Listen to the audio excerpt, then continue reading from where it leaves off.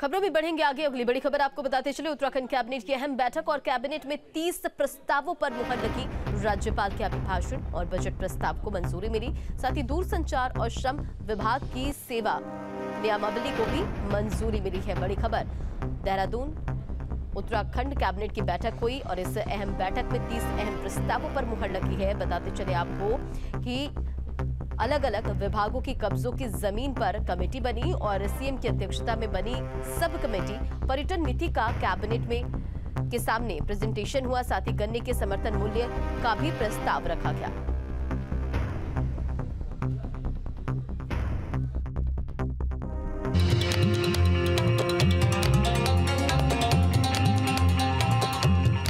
CM Dhami की अध्यक्षता में कैबिनेट की अहम बैठक हुई।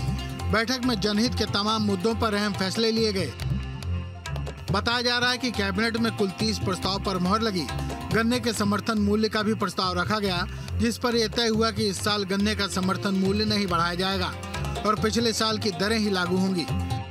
धामी कैबिनेट ने जिन प्रमुख प्रस्तावों पर मुहर लगाई है वह है गैरसैंण सत्र में आने वाले बजट को मंजूरी, दूरसंचार और श्रम विभाग की सेवा नियमावली को मंजूरी, अलग अलग विभागों की कब्जों की जमीन पर बनी कमेटी, सीएम की अध्यक्षता में बनी सब कमेटी, पर्यटन नीति का कैबिनेट के सामने हुआ प्रेजेंटेशन, गन्ने के समर्थन मूल्य का भी रखा गया प्रस्ताव। इस साल नहीं बढ़ेगा गन्ना समर्थन मूल्य, पिछले साल की ही दरें होंगी लागू।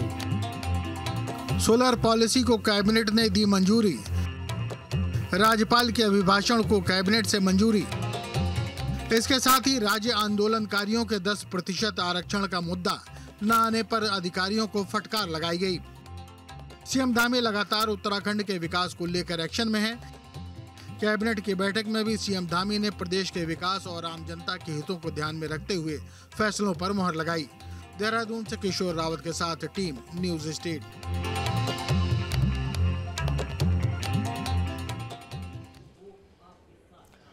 खबर देहरादून से, जहां मंत्री सतपाल महाराज के आरोपों पर सियासत और अधिकारियों की मनमानी करने के आरोप पर सियासत तेज होती हुई नजर आ रही है।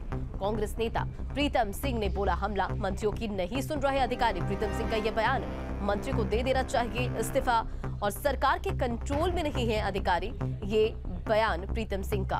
तो कांग्रेस नेता प्रीतम सिंह ने सरकार पर हमला बोला है और अधिकारियों के मनमानी करने के आरोप पर सियासत तेज होती हुई नजर आ रही है।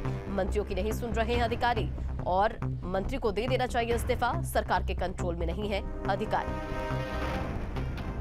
तो उत्तराखंड में अधिकारियों के मनमाने रवैये की बात सामने आई थी और दरअसल मंत्री सतपाल महाराज ने अधिकारियों पर मनमानी करने का आरोप लगाया था और मंत्री के बिना उनकी अनुमति के विभाग अध्यक्ष की नियुक्ति की भी बात कही थी। पूरे मामले को लेकर अब कांग्रेस ने राजनीति शुरू कर दी है, सियासत तेज होती हुई नजर आ रही है।